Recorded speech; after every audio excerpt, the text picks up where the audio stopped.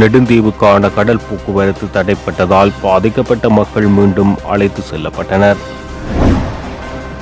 மாவீர தின நிகழ்வு நடத்தியோரை ஏன் கைது செய்யவில்லை? கொழும்பு நீதவான் கேள்வி. மாவீர தின நிகழ்வுகள் தொடர்பிலான இனவாத கருத்துக்கள் அனுர தரப்பு கடும் எச்சரிக்கை. 10வது பாராளுமன்றத்தின் முதல் விவாத அமர்வு இன்று. இலங்கையை சர்வதேச நீதிமன்றத்தில் நிறுத்துங்கள், பிரித்தானிய வெளிவகார செயலாளரிடம் எழுப்பப்பட்ட கேள்வி. சமூக ஊடகங்களை கட்டுப்படுத்தும் அரசாங்கம் மொட்டு தரப்பு குற்றச்சாட்டு. பாராளுமன்ற உறுப்பினர்களான கஜேந்திரகுமாரும் ஸ்ரீதரனுக்கும் இடையில் விசேட சந்திப்பு. அனுரகுமார திசாநாயக்கவின் இந்திய விஜயத்தில் முக்கிய சந்திப்புகள், வெளியான அறிவிப்பு. நெடுந்தீவுக்கான மாலை நேர கடற்போக்குவரத்து தடைப்பட்டதால் குறிகட்டுவானில் காத்து கிடந்த பயணிகளை நெடுந்தீவில் இருந்து வந்த குமுதினி படகு நெடுந்தீவுக்கு மீண்டும் கொண்டு சேர்த்துள்ளது. நேற்றைய தினம் மாலை 4 மணிக்கு குறிகட்டுவானிலிருந்து புறப்பட தயாரான வடதாரகை படகு இயந்திர கோளாறு காரணமாக நிறுத்தப்பட்டதுடன் திருத்த வேலையினை முடித்து பயணத்தை தொடரலாம் என தெரிவித்திருந்த நிலையில் உடனடியாக மாற்றுப்படகு சேவையும் ஒழுங்குபடுத்தப்படவில்லை என தெரிவிக்கப்படுகிறது. திருத்த வேலை செய்வது பயனளிக்காத நிலையில் வடதாரகை சேவை நிறுத்தப்படுவதாக தெரிவிக்கப்பட்டதைத் தொடர்ந்து நெடுந்தீவிலிருந்து குமுதினி படகு வரவழைக்கப்பட்டு பயணிகள் அனைவரும் பத்திரமாக இரவு 8:30 மணியளவில் நெடுந்தீவை சென்றடைந்துள்ளமை குறிப்பிடத்தக்கது. மாலை முதல் துறைமுக பகுதியில் பெண்கள், குழந்தைகள், முதியவர்கள், நோயாளர்கள் என சுமார் 60 பேர் வரையில் காத்திருந்து பயணத்தினை தொடர்ந்தமை குறிப்பிடத்தக்கது. மாவீர தின நிகழ்வு நடத்தியோரை ஏன் கைது செய்யவில்லை என கொழும்பு நீதிமன்றம் கேள்வி எழுப்பியுள்ளது. கொழும்பு பிரதான நீதவான் திலினகமகே குற்ற விசாரணை பிரிவிடம் நேற்றைய தினம் இந்த கேள்வியை எழுப்பியுள்ளதாக தெரிவிக்கப்படுகிறது. மாவீர தின நிகழ்வுகள் குறித்த புகைப்படங்கள், காணொலிகளை சமூக ஊடகங்களில் பிரச்சாரம் செய்த குற்றச்சாட்டின் பேரில் சிலரை போலீசார் கைது செய்தனர். எனினும் இந்த மாவீர நிகழ்வுகளை மேற்கொண்டவர்களை அடையாளம் கண்டு ஏன் கைது செய்யவில்லை என நீதவான் கேள்வி எழுப்பியுள்ளதாக தெரிவிக்கப்படுகிறது. மாவீர தின நிகழ்வுகள் குறித்த காணொலியை சமூக ஊடகங்கள் வாயிலாக பிரச்சாரம் செய்தார் என்ற குற்றச்சாட்டின் பேரில் கெலும் கர்சன என்ற நபர் கைது செய்யப்பட்டார். இந்த நபரை பிணையில் விடுதலை செய்த போது நிகழ்வினை நடாத்தியவர்களை ஏன் கைது செய்யவில்லை என குற்றப்புலனாய்வு பிரிவிடம் நீதவான் கேள்வி எழுப்பியுள்ளதாக தெரிவிக்கப்படுகின்றது.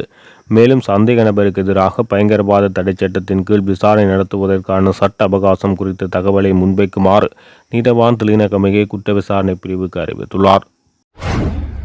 மாவீர தின நிகழ்வுகளை வைத்து இனங்களுக்கிடையில் முரண்பாடுகளை ஏற்படுத்தும் கருத்துக்களை எவரேனும் வெளியிட்டால் அதற்கு கடும் பதிலடி கொடுக்கப்படும் என நீதி மற்றும் தேசிய ஒருமைப்பாட்டு அமைச்சர் கர்சன நாயனக்கார கருத்து தெரிவித்துள்ளார். கடந்த சில நாட்களாக தென்னிலங்கை அரசியல் களங்களில் மிகவும் பரபரப்பாக பேசப்பட்ட தமிழீழ விடுதலை புலிகள் அமைப்பின் மாவீரர் கொண்டாட்டம் தொடர்பில் கருத்து தெரிவிக்கும் போது அவர் இதனை தெரிவித்துள்ளார். புதிய அரசாங்கம் ஆட்சிக்கு வந்தாலும் பழைய இனவாத அரசியல் கலாச்சாரத்துக்கு முற்றுப்புள்ளி வைக்க சில அரசியல்வாதிகள் தயாரில்லை என கர்சன நாணயக்கார சுட்டிக்காட்டியுள்ளார். மேலும் அரசியல் ரீதியாக இவ்வாறான அவதூறுகள் கூறப்பட்டாலும் மௌனம் காக்க தயார் எனவும் இனங்களுக்கிடையில் முரண்பாடுகளை ஏற்படுத்தும் வகையில் பொய்யான கருத்துக்களை வெளியிட்டால் அதற்கு கடும் பதிலடி கொடுப்பதாக அமைச்சர் வலியுறுத்தியுள்ளார். இது போன்ற சம்பவங்களை கண்டிப்பான நிலைப்பாட்டில் இருந்து கையாள்வதாகவும் மேலும் முறிவுகள் ஏற்பட இடமளிக்க மாட்டோம் என அவர் தெரிவித்துள்ளார்.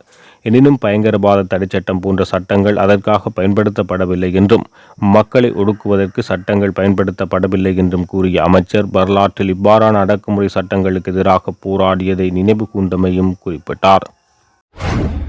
பாராளுமன்றம் இன்றைய தினம் கூட உள்ளதாக தெரிவிக்கப்பட்டுள்ளது. இதன்படி இன்றைய தினம் முதல் எதிர்வரும் 6ஆம் தேதி வரை பாராளுமன்ற அமர்வுகள் நடைபெறும் என தெரிவிக்கப்பட்டது. கடந்த நவம்பர் மாதம் 21ஆம் தேதிக்கு அண்மையில் ஜனாதிபதி அனுரகுமார திசாநாயக்க ஆற்றிய கொள்கை உடன்பிறை தொடர்பில் 2 நாட்கள் விவாதம் நடைபெறவுள்ளது. இந்த விவாதங்கள் முற்பகல் 9:30 மணி முதல் மாலை 5:30 மணி வரை நடைபெறவுள்ளன. இதேவேளை எதிர்க்கட்சியின் பிரதம அமைப்பாளராக பாராளுமன்ற உறுப்பினர் கயந்த கருணாதிலக நியமிக்கப்பட்டுள்ளமை குறிப்பிடத்தக்கது. பாராளுமன்ற உறுப்பினர்கள், அமைச்சர்கள் மற்றும் முன்னாள் ஜனாதிபதிகளுக்கு வழங்கப்படும் கொடுப்பனவுகள் மற்றும் சலுகைகள் தொடர்பில் மீளாய்வு செய்வதற்கு நியமிக்கப்பட்ட குழுவின் அறிக்கை ஜனாதிபதியிடம் கையளிக்கப்பட்டது. ஜனாதிபதி அனுரகுமார திசாநாயக்கவிடம் இந்த அறிக்கை உயர்நீதிமன்ற முன்னாள் நீதியரசர் கே.டி. கிட்சிரி தலைமையின் குழு நேற்று கையளித்தது.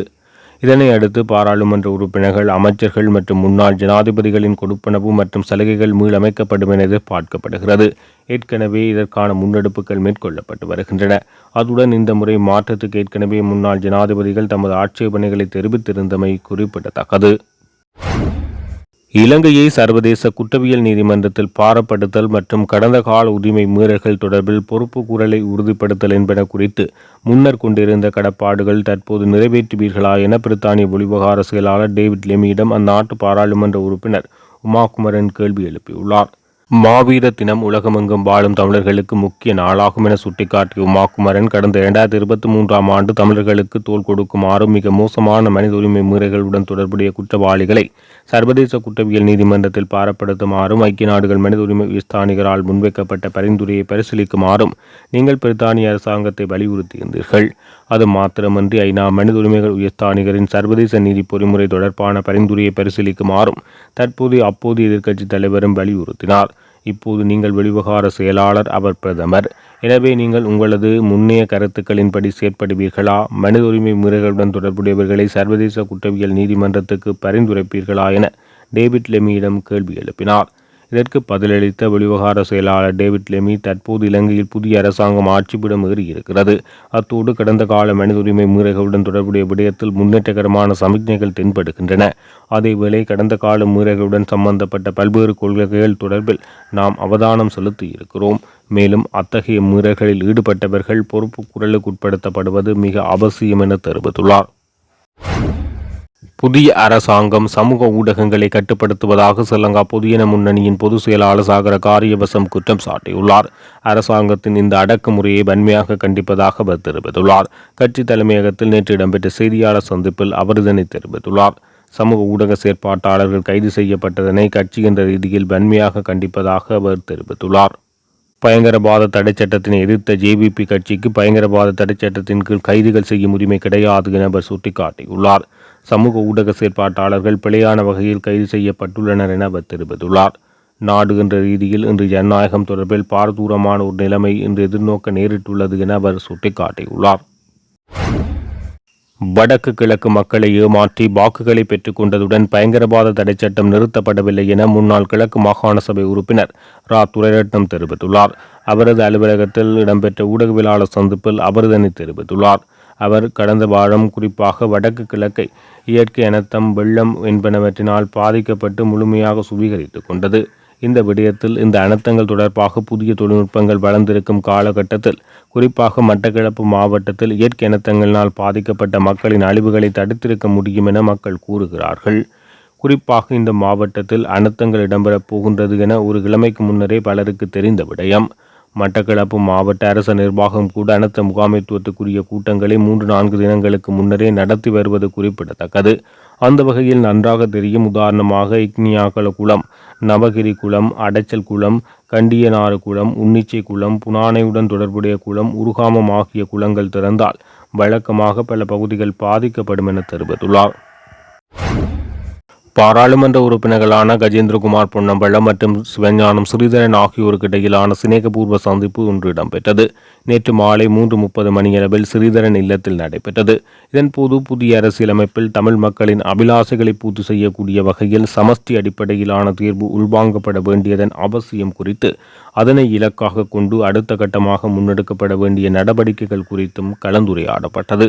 அண்மையில் இடம்பெற்று முடிந்த பொது தேர்தல் முடிவுகளை அடுத்து இனிவரும் காலங்களிலேனும் தமிழ் தேசிய அரசியல் கட்சிகள் தமிழ் மக்களின் நலனை முன்னிறுத்தி ஒன்றுபட்டு பயணிக்க வேண்டுமென்ற விடயம் பல்வேறு தரப்பினராலும் வலியுறுத்தப்பட்டு வந்தது. இதன்படி தமிழ் மக்களின் பேரவையினால் தயாரிக்கப்பட்ட தீர்வு திட்ட முன்மொழிவை அடிப்படையாக கொண்டு ஏனைய தமிழ் தேசிய கட்சிகளுடன் பேச்சுவார்த்தைகளை நடாத்துவதற்கு தாம் தயாராக இருப்பதாக அண்மையில் தமிழ் தேசிய மக்கள் முன்னணியின் தலைவரும் பாராளுமன்ற உறுப்பினருமான கஜேந்திரகுமார் பொன்னம்பலம் தெரிவித்துள்ளார். அதேவேளை இது பற்றி கருத்து வெளியிட்ட இலங்கை தமிழரசு கட்சியின் பாராளுமன்ற உறுப்பினர் சிவஞானம் ஸ்ரீதரன், ஜனநாயக தமிழ் தேசிய கூட்டமைப்பின் பாராளுமன்ற உறுப்பினர் செல்வம் அடைக்கலநாதன் ஆகியோரின் தீர்வு திட்ட முன்மொழிவு குறித்தும் அதற்கு அப்பாலும் பேச்சுவார்த்தை நடத்துவதற்கு தாம் தயாராக இருப்பதாக குறிப்பிட்டிருந்தனர். இவ்வாறு ஒரு பின்னணியில் இது பற்றி கலந்துரையாடும் நோக்கில் தமிழ் தேசிய மக்கள் முன்னணியின் பாராளுமன்ற உறுப்பினர் கஜேந்திரகுமார் பொன்னம்பலத்துக்கும் இலங்கை தமிழரசு கட்சியின் பாராளுமன்ற உறுப்பினர் சிவஞானம் ஸ்ரீதரனுக்கும் இடையிலான சந்திப்பு இடம்பெற்றது. இந்த சந்திப்பில் தமிழ் தேசிய மக்கள் முன்னணியின் செயலாளர் செல்வராசா கஜேந்திரனும் கலந்து கொண்டார். இதன்போது அரசாங்கத்தினால் கொண்டுவரப்படும் புதிய அரசியலமைப்பில் தமிழ் மக்களின் அபிலாசைகளை பூர்த்தி செய்யக்கூடிய வகையில் சமஷ்டி அடிப்படையிலான தீர்வு உள்வாங்கப்பட வேண்டியதன் அவசியம் குறித்தும் அதனை இலக்காக கொண்டு அடுத்த கட்டமாக முன்னெடுக்கப்பட வேண்டிய நடவடிக்கைகள் குறித்தும் இரு தரப்பினரும் ஆராய்ந்தனர். அதேபோன்று தமிழ் மக்கள் பேரவையினால் தயாரிக்கப்பட்ட தீர்வு திட்டத்தை கஜேந்திரகுமார் ஸ்ரீதரனிடம் கையளித்தார். அத்தோடு ரமேஷ் டி சில்வா தலைமையிலான குழுவிடம் தமிழ் தேசிய கூட்டமைப்பினால் முன்வைக்கப்பட்ட யோசனைகள் பற்றி இதன்போது ஸ்ரீதரன் எடுத்துரைத்துள்ளார். இது மாத்திரமன்றி தமிழர்களுக்கான தீர்வு விடயத்தை ஒரு பொது வேலை திட்டத்தினூடாக அணுக வேண்டும் என்ற கொள்கை ரீதியான நிலைப்பாடு தொடர்பில் இங்கு இரு தரப்பினரும் தமது இணக்கத்தை வெளிப்படுத்தினர். ஜனாதிபதி அனுரகுமார திசாநாயக்க எதிர்வரும் 16ஆம் தேதி டெல்லிக்கு பயணம் மேற்கொள்ளவுள்ளார் என ராஜதந்திர வட்டாரங்களை மேற்கோள் காட்டி தகவல்கள் வெளியாகியுள்ளன. 16 மற்றும் 17ஆம் தேதிகளில் இந்தியாவில் முக்கியத்துவமிக்க சந்திப்புகள் ஜனாதிபதி ஈடுபட உள்ளார் என தெரிவிக்கப்பட்டுள்ளது. இந்திய பிரதமர் மற்றும் வெளிவிவகார அமைச்சர் ஆகியோருடன் ஜனாதிபதி பேச்சு நடாத்த உள்ளார் எனவும் வர்த்தக சமூகத்தினுடனும் சந்திப்பு ஒன்று இடம்பெறவுள்ளதாக தெரிவிக்கப்படுகின்றது. மேலும் வெளிவிவகார அமைச்சர் விஜித ஹேரத், கடத்தொழில் அமைச்சர் ராமலிங்கம் சந்திரசேகர் ஆகியோரும் ஜனாதிபதியுடன் டெல்லி செல்ல உள்ளனர். மீனவர் பிரச்சினை சம்பந்தமாகவும் சந்திப்புகள் கலந்துரையாடல்கள் இடம்பெறவுள்ளதாக தெரிவிக்கப்படுகின்றது.